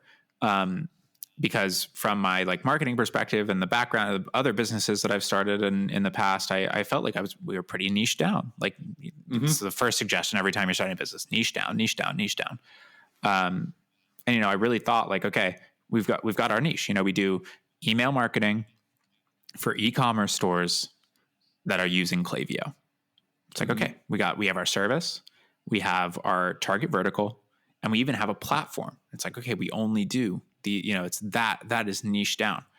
And I then realized like in Q3 last year, like that actually wasn't enough. Like the 3 variables isn't enough. And so now my suggestion is like, you got to have 4 variables. There has to be a 4th variable in there. And the one we added was doing $100,000 a month or more. So we set a minimum revenue requirement for stores. So that way, we can be talking to someone and get access to Klaviyo, and then we know like instantly whether they're qualified or not. And then obviously we can kind of make exceptions around that, where it's like, okay, well, they're doing 75, but XYZ, there's another reason that we can kind of find that they're qualified. And so like niching in an agency, like is, I think that is actually if there is a silver bullet, it's like getting super specific on what you do. And like, well, for making sure that there's enough of an addressable market that's going to be sustainable, but just figuring out how to describe yourself and have it be one sentence and something that you can like put on your website basically. Cause I'm pretty sure like most of that is on our website, if not our landing page for our products and stuff like that. Yeah. But just being able to get that buy-in, it's like, it's copywriting 101 at the end of the day. It's like, if you can get somebody to say yes, yes, yes, yes to like all the things, it's like, I fall into I need that. I am a $100,000 a month e-commerce store and I'm using Klaviyo. Like, that's exactly what this is for me. It just makes the whole discovery kind of like alignment process so much easier and honestly a lot more fun as well. Cause you just start to get into conversations that are, you can get rid of the dumb conversations where you're just like, oh, I don't want to be talking to this person right now. Like, absolutely. And so, and see for us, the part of that process was we started building this app, like probably beginning of last year, maybe a few months in. And I'm sure you guys have ran across this in an agency world too. It's like, and it's really, really niche. And I might have talked to you about it before. It's like basically a timeline app that allows you to bring everything into one format, like all this other stuff. So the whole concept is, using different tools, the HubSpots, Asanas, like all the stuff that we talked about. And our problem, where this kind of idea derived from really was, how do we keep track of things relative to one client or one project that matter, only the things that really matter, deadlines, payments, milestones of like, hey, we reached this many customers, or this is how much money we made, or, there's certain like highlights of each person's journey that we want to basically be like, okay, let's save this in our little like tool that we have here. And one thing that we noticed was like, okay, clients will go, hey, I wanted to buy this, but I wanted it in blue and I didn't want it in brown or gray or whatever it is. And it's like, wait, when did you say you wanted blue? We don't remember that because it's probably in some email and Zendesk ticket, or maybe even like in some fucking notes that they sent us from the beginning. They're like, I said it right here. And I'm like, oh my God. I mean, I'm sure we read it, but like we didn't really read it. So it's it became a more of an issue because we would get on a call, like me, Grace, and anybody else, and be like, no, they didn't tell us they wanted this. Why are they claiming this? And it's just frustration started building up. And I'm like, you know Mm-hmm. what? We need something to keep us both accountable. Yeah, sometimes we fuck up, sometimes they fuck up. But at the end of the day, if we could just come to a point where, okay, you guys said this, we forgot it, that's on us. Or, hey, you never said this, and now you're claiming it, that's on you. So having this responsibility factor, accountability. And Mm-hmm. so when we started building this tool, it was very much like, let's keep it very simple and lean. So what it does is basically I go on any website or any tool that we're using, I highlight a piece of text, I hit my little Chrome extension, all automatically it pulls in the URL, it pulls in the text that I highlighted, and it pulls in the logo from that app. So what Right. happens is it builds it literally into this timeline format where it gives you that timestamp, hours, minutes, whatever it is, gives you the date, and it gives you a sense of reference where you need to go. Now, the tool isn't to replace Asana or ClickUp or any of the tools.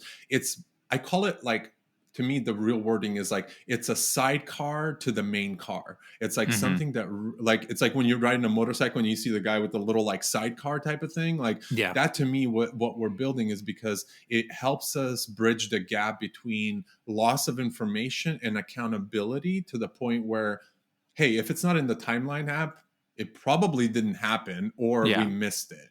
I mean, And to me, you're that's like a real time mapping the customer journey, basically. exactly.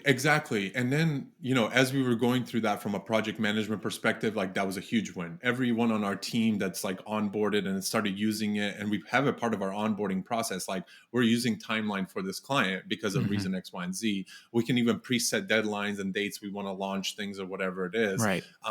But I think it started, and then I like shifted over to building products in my other agency now, and I'm like, whoa, this is a whole different ballgame now. Now we Mm-hmm. can use this for people that are, creators, builders, whoever it is. They can actually track their journey from the starting point. Like, hey, started writing my first piece of code, select the text and drop it in there.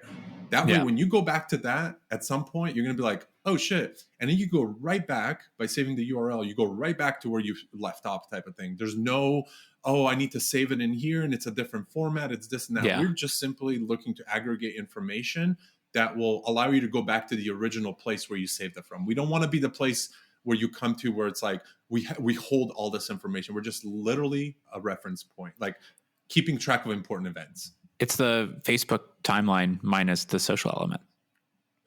100%. And like you can exactly. actually kind of boil it down to, because I mean, that's really what like timelines were invented for, right? It's called a timeline, Right. or at least like on a social network, Yeah. it's supposed to be like your life events, right? And so being Exactly. able to find like a mic, microscope down, like zoom in on like a certain interaction or a certain period or a certain journey, I think that's a really useful thing. And I mean, I think about customer journey a lot. I mean, obviously, like that's what all email really is. It's just customer journeys. Yeah. And it's made me think a lot about, obviously we build like little maps for our customers, like they go drop in here and they come through this way and stuff like that. And I've been thinking about that a lot for like Flow Candy as well. It's like, okay, so what would a map like that look like for us? What is the ideal customer journey of somebody? This is when they hear about Flow Candy. Like this is the next touch point. This is because the only way to like really optimize or improve any of that is actually know what all the touch points are. Right. And so like being able to, I love that you said that you can build in kind of like expected due dates and stuff like that, because that I think would be such a powerful tool in terms of being able to say like, oh, it's this day of the, it's Tuesday, March 29th. Like this is what I have to do today for this client based on like the customer experience, like journey that we are trying to create for them. So like, cause I have that in my head a lot of the time, and I'll jump into Slack and be like, hey, I need you to send this today. Or I just need you to send X client like a note saying like, hey, what's up? Like here are the things we're working on, even though there's nothing like pressing or do, or they haven't said anything. It's just like, you have that sixth sense. You have that feeling. You're like, we got to touch base today. It's been 3 business days since the last time we talked to them. Just send them a message, Dude, that gives me chills that you literally said that, because when I was doing like support shit, I would not talk to clients for 3 or 4 days. And I'm like, I feel bad. I know that Yeah. they're expecting, dude, that right there hit me really differently right now. It's important. That's the part of, that's the real relationship. Even though this, what we're talking about is 100%. manufactured, like, we're talking about manufacturing, like interaction points and things like that. But that is how there's only one way to create a relationship. And that's by talking to somebody. That's by like actually interacting with them. You don't create a relationship like in any faux way. So like you have to remind yourself, when you have 20, 30, 40, 50, 100 relationships to be managing in terms like as an organization, you have to be like consistent on how you do that. And so, this actually, I'm glad we're talking about timeline, because this is something that I've been thinking about with, you can put together a spreadsheet. I've done it before where it's like day minus 14, like day minus 7, right. Day 0 is like when they pay, day 1 is the kickoff date. Right. And it's like, okay, what happens on each day, and like, what is supposed to be there? But like, God, is that a pain in the ass to think about like implementing in ClickUp or something? It's like, okay, are we going to have an interaction for like every time that somebody needs to like go and send a Slack message to say like, hey, what's up? Like, here's your Klaviyo diagnostic, like, on day 7 of the journey. It's like, no, we don't. That's not the point. The point isn't to go and talk to them. The point isn't to go and send them that, or like, just do that fabricated kind of interaction. The point is to build the relationship. The point is to make sure that by the time we get to like the design review or a strategy call or month 2, where we're a little bit late on this flow or like early on another flow, it's a real relationship. It's like, how do you make sure that we touch on every single step of the way to make sure that we're like consistently building that? And then how do you do that at scale? How do you make sure that every person comes in and has an incredible experience? And it's a hard thing to do. Where everyone, I want to be the Nordstrom of email agencies. I don't know if you know the whole Nordstrom customer experience thing is just like it's their jam. But like that's how we think about it now. It's just like, all right, how do we make this so that we know? I want to know what they're thinking before they even think it. And that's why we focus so much on that like agency anxiety period. It's like, how do you really get in the shoes of like, how does an agency owner, or how does a store owner that's been burned by agencies in the past feel about starting with a new agency? Obviously, it's probably pretty weird. They're probably like, I'm honestly going to steal that from you. I love agency anxiety, because we talk with a lot of clients who go from one agency to another, and they're just searching for somebody to like find a home with and know that they're going to be taken care of. And we want to be the like least anxiety driven agency that you work with, basically. And I completely jive with that. I was about to say, when you reminded me of your 90-day thing, I'm going to send you the link and get you all like set up on time. Because what I'd love to know is like, if you guys see it as like a useful tool, we're actually creating templates right now where you can actually pre-populate certain things. So for example, I invest in crypto, I buy NFTs, I buy a lot of different shit on the side. I'm always curious about one thing. Is like, oh, what price did I buy that at? Now I have to go into my Coinbase app. Did I buy in Coinbase? Did I do this? Like, I'd love to have like a crypto template where it's like, oh, today I made a buy. I made it on Coinbase. Bitcoin was at this price. I bought this many, and here's basically like why I bought it. Leave like a little note. So then when I go back, I could be like, oh shit. Oh yeah, I remember buying. Okay, I bought it for that reason. I remember buying that now, or whatever it is. And so I feel like for your like 90-day period that you engage with your initial clients, like there could be like almost like a template. It's like, based on this client, we're going to put the abandoned cart flow first week. We're going to do this second week, third week, and then kind of go down the line, and then fill in those gaps between those weeks. Like, had a call with a client, went great. Because what we essentially want to do, because it comes from an agency perspective, is that we also want to put like, this is actually in the works now, we should have it done within the next week or so, is put like a health meter that allows us to see, because every time you add an event, you could put positive, negative, or neutral. And so we want to have a health meter for each client or every interaction that we can go back. Because imagine if we're onboarding, or you're onboarding somebody new, and they get thrown into an existing client and they start being like super nice to them, and you're like, that's cool, but this client's kind of an asshole and we're trying to get rid of them. So like, let's not be so nice, type of thing. Like, you know what I mean? Like, you want to almost like put that somewhere so when somebody could read it without being like, without being the asshole, I guess is Right. the real thing, is like, Yeah. just be like, hey, listen, tread carefully with this one. He's kind of a rough one, or she's a rough one. Like, they're going to give you shit about this. Like, you can almost notate that. So when you onboard somebody, you throw them into the timeline, you say, hey, here's our like last 6 months of interaction with this person. And our health rate is at like in the red because we don't really want to work with them anymore. So like, let's kind of scale down with our communication with them, or whatever that might be, whatever that point of like, let's get them exiting our like our ecosystem, like whatever that is. You can, so I'd be curious to know, once you jump in there again, it's very lean, but I'd love to see what you, because I think you're like the perfect, this is kind of who we built it for, right? It's like agencies and project managers and keeping a pulse on things. And so, yeah, man. And we have like a team plan on there as well. You can have unlimited timelines, unlimited events. We have individual ones and all that stuff. So I'll make sure absolutely try it.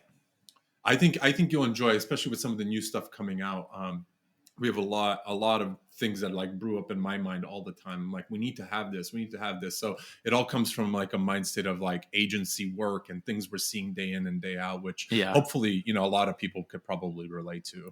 No, for sure. I mean, it's, I think that is one thing that I really, I struggle to communicate to the team. It's, because like I said, it's like a sixth sense thing sometimes, where you can see an interaction and you can kind of quantify or gauge how you feel about that interaction, and then you have your own internal health meter for everyone. It's like, we're on good terms, neutral terms, bad terms. But putting that in a place where we can all kind of agree on it, and then you bring up a great point. It's like when you onboard somebody new, and they're starting to work on a project, being able to say like, here, go take a look at how everything has gone for the past. It's not like, like how else do you do that right now? Like truthfully, read how all else of Slack. do you do that? Exactly. Like how else do you do that? Like I'm truly like sometimes like frazzled by how people are doing that. Is it like this long conversation? Because I know every time I try to catch somebody up on a project and be like, oh fuck, I forgot to tell them about this. Oh shit, I forgot to, you know what I mean? Like there's always that little like, so I mean, I just don't, I don't know. I don't know how people do it right now, to be quite honest with you. Totally. No, I totally agree. Yeah. It's crazy. So, no, I think this has been super helpful. Anything else you want to touch on, Brian? I know we've been talking for a while, but I'm not in any kind of rush. So if you have anything else you want to chat about or throw out there from an agency perspective, personal perspective, I'm happy to jam. I mean, the one thing that I guess I'll kind of like leave us with is that, you mentioned partners. And, I think mostly we're kind of talking about tech partners there. But for me, agency partners are starting to become like the bread and butter. As you know, I recently moved to New York City. So I'm living in the city now, and there's a decent like Shopify community and stuff like that. And I've made some friends, and like it's really, really cool to be able to like kind of jump into like whatever industry you're in and actually like see other people doing stuff. And, I go and have my, like my last meeting like with Okendo was like in person, it's like me and Luis, we're just buds now. Like we go and hang out, and like, that's nice. We also get to talk about work, and it's cool. And so, that's one aspect of it, of just like building community in this like very disjunct meta world that's kind of happening right now. And we're all, apart and depressed because of COVID and, that kind of stuff. Mm-hmm. It's a reassuring thing. But the other aspect of that is that, that should not ever be slept on in terms of like from an agency perspective, like building that community, building people to work with, to do projects with, and to be kind of like somebody's go-to for marketing, or somebody's go-to for development, or somebody's go-to for, XYZ, TikTok ads, whatever it ends up being. That is like such a powerful thing, and something that, honestly has kind of sparked basically any forward progress I've experienced in my career at all. It's all been around, like I said, I moved to Vietnam, and like the only reason I developed there is because of relationships, because of network, because of, there were people there doing cool stuff.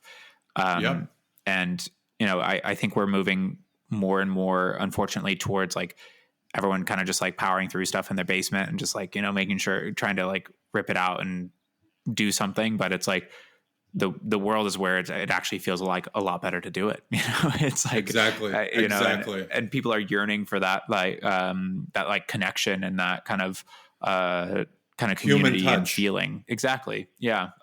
Yeah. And obviously It's Twitter's a really great place to do that. Like that's how you and I know each other. Like we only met over Twitter.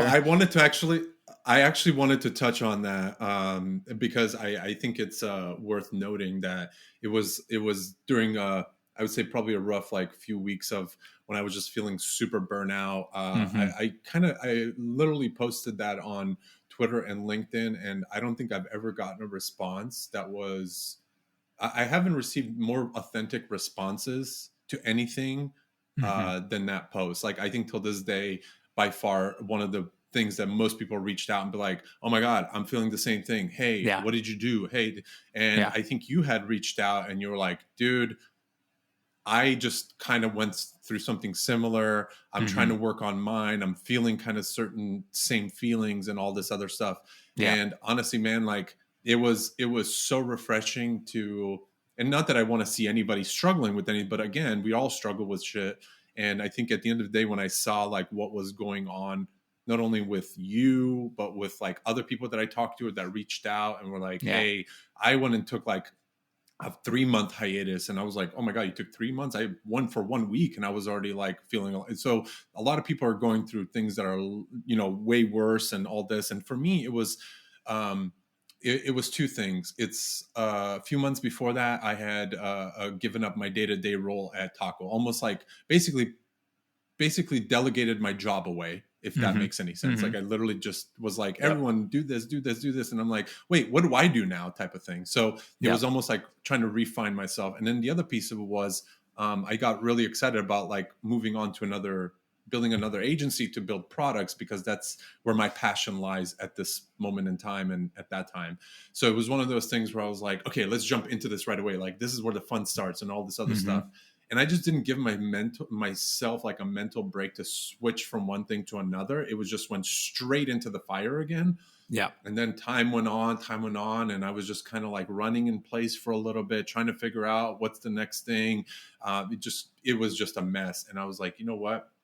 I need to say like, fuck all this for a while. And I just need to like step away. And I'd wish I had done that in a transitionary period where I went from, at Taco day to day to like now the new agency 924, where I was like, give myself 2 to 3 weeks, sit on the couch, fucking go do whatever else, go on bike rides, do normal life stuff, and don't have a job for a while. And then come back and be like, okay, now I know what I want to work on, or what the team should work on, or whatever it is. And I just never gave myself that time. And it crept up on me in a way that I mean, dude, I was like the most unproductive person that I've ever been in my life, where I just would sit on the couch. I would go take like 3-hour naps. I think a level of depression at that point. And it was just one of those things where I was like, I need to take a step back. And I took a step back, and I came back, and it was just like all pistons firing, and it was that much more productive. So again, I want to say I appreciate you reaching out at that time, because I think that was one of those things where, when you're going through something and somebody's like, "Oh, don't worry, I went through that already." You're like, "Oh, really? So it's not going to be that bad?" Like, you know what I mean? It was like a sense of like relief that, again, being locked behind a screen and just talking to people this way, it's very hard to come across. And yours was a simple like Twitter DM where it was like, "Hey dude, really appreciate that." And I just, went through something similar. I'm going through something similar. I just want to say, like, truthfully, thank you, man. And we've kept in touch ever since then. And obviously there's, I think, a lot more room to not only work together, but I think there's a lot of room to like grow together in terms of like whatever else you're working on, whatever else I'm working on, and really bringing those two worlds together. So I do want to say, like, sincerely, thank you for that, man. Dude, absolutely. I mean, I think I started with thank you in that, because it's good to get out there and see like people being real, and like we've all been on fire for the last 3 years. I don't know, 3, 2, 3, it all blends together now. 2, 3 years, however long it's been. Whether we admit it or not, or talk about it or not, like we have all been emotionally, like mentally on fire. This is not how we're supposed to live. This is not, there's a lot of just so much going on. You're being endlessly, bombarded with, whether it's Will Smith slapping Chris Rock or, Yeah. you know, COVID or, you know, the travesty that's happening in Ukraine. Like, it's just, it's insane, the amount of stuff that we have to like process all the time. And of course, us being the self-centered humans we are, we all think that, oh, this is such a unique feeling that I've only ever had ever, and I'm the only one experiencing this. 100%. And, you know, 100%. we get caught in that feeling of that, you know, like not remembering that this is the human experience, and it's actually the only thing that we truly all share. You know, it's like that, you know, everyone's human experience is different, but this feeling of, you know, the doubt and human nature of just like transition and life is and how difficult it is, and that it's, you know, life is suffering or whatever, you know, however dramatic you want to be about it. Like that is something that we don't talk about enough. And it was really refreshing to know that, you know, because I haven't had a hard time. I have had a hard time moving to New York City. Just like, it's huge there. It's during COVID, you know, you can't make that community as quickly and as easy as you would like to. And honestly, I moved here after only living in like Philadelphia for a little less than a year. And I hadn't even lived in the US for the past like 5 years before that. I moved back because of COVID and things just going on. Right. And so, you know, just being able to see like, all right, I'm not alone here. Somebody's actually talking about this. And then the fact that you responded and we just, you know, kind of sparked this friendship is a really powerful thing. And it just like, it's a reminder that, you know, there's a lot of people out there that want to make that connection and want to like just make more friends and talk about stuff and like share interests. And it's exciting. It's a easy way to kind of counteract those gloomy days where you feel like, is any of this going right? Is the struggle for a reason? You know, are we moving in a direction that actually works? And so I really appreciate you just being so, you know, vulnerable in that state. And it was a big help to me, and I'm glad it's produced like fun conversations and, you know, hopefully partnerships to go forward as well. Absolutely, man. Absolutely. I do appreciate that. And I think that's a terrific way to end this awesome podcast. I think you're by far the longest one I've had thus far, even in like previous I like to conversation. Talk, so. Same here. You ask anybody on my team, like we did these feedback, team feedback thing like last year before last, I think it was 2020, maybe 2021. And one of the things was like, hey, can you like in nice ways, can you just shut up a little bit when we're on sales calls? Just like a little tad bit. And I was like, I got the message loud and clear. I will shut the fuck up as much as I possibly can. But it's just I'm sure my team would say a similar thing. Exactly. So like when I'm on a call with a client, it's just like, oh, they're doing this. Oh, they could be doing this. Oh, and I'm just like sitting here. I'm like, guys, there's all these things we can help you with. Like, just come on board. Like, come on. And then we're just like, and they get super excited. And then my team's just like, God damn it, you've overexcited these people. We can't deliver all this in like 2-3 months. And I'm like, oh fuck. Yeah, definitely. So no, that's awesome, man. Well, we'll have to do it again. I think there's a lot more we can tap into. The e-commerce space is just like going in so many different directions right now, and so much crazy shit happening that I'm sure by the time we talk next time, it's going to be like a whole nother platform or a whole nother way of doing things. And who the fuck knows at this point, but absolutely. I'd love to come man, back. I really, really appreciate it. Yeah, absolutely, man. And I'm looking forward to, seeing what Flow Candy keeps doing with what you guys are doing at the moment. And like I said, I want to hold myself to it, I should say, is to have you really tap into, our brand that we're looking to launch. Grace and I are the co-founders of the brand. So I'd love to get your insight to be like, hey, what's working? What would potentially work for a brand like this? Because we are going subscription and membership based only. The only time you could do like a one-off product purchase is going to be like a sample kit of like the incense, but everything after that, it's all going to be, you subscribe, you get it on a monthly thing. We have like we have a whole personality thing behind it. You take a quiz to see which bucket we put you into and all this. So we want to make it very like luxury. When I say luxury, I'm not talking like the box is going to be like a $200 incense box or anything, but like a little bit on the higher tier. But we're really working on concierge, exactly. Like more when you walk into the store and everyone's like, okay, what kind of shoes do you like? Oh, you like white shoes? We have a white, like that sort of the Nordstrom experience for incense, right? That's it, man. That's it. Exactly. So that's going to be huge, and I'm going to have to send you a box when we're ready to go. I'm hoping Love we that, can yeah. like do our full blown pre-launch probably end of April, beginning of May. We're just waiting to get all the boxes and everything dialed in. But man, it's so exciting. Like this is my second time building a physical product in a physical store, and or physical, I mean like e-commerce, but like physical Right. product. And Yep. man, like when you get to that finish line and you're like almost there, and you're like, it's just, we need to get the product in hand. We need to, it's so exciting and so like rewarding. My first one was a sock subscription company. So when we got those packages, I was like, oh my God, we fucking created this. Like, this is crazy. So I'm really looking forward to that, because I've had this, like, I don't know. I look at myself like I'm all into the digital stuff, but man, do I yearn like a blue collar side hustle where I go out and like cut people's trees down or do something else. So when I get something physical, like I like, you know what I mean? Like I like that physical I want a aspect landscaping of company things. so bad for some reason. I'm just like, landscaping, that sounds fun. Like same, dude. I'm trying to talk my dad into that. Like I'm like, dude, go like start doing this. I'll do all the online stuff. I'll come help you cut shit down. I even got a fucking tree trimmer, dude. Like that's how far amazing. I went. Like I love it. You know what I mean? So but yeah, man, I'm really looking forward to launching this, and hopefully it does well. And if it doesn't, we'll make sure it does. Well, send me the emails. I'll take a look at them before you get everything launched. Perfect, man. I really appreciate that. All right, Brian, it was a pleasure. Anybody wants to do email marketing, if you're listening to this, if you made it to hour and 45 minutes, go to Flow Candy and hit up Brian. That's all I'm going to leave it at. Thanks, man. All right. Cheers, man. Have a good one. Well, you made it to the end of the episode. Thank you so much for tuning into What is My Brain podcast.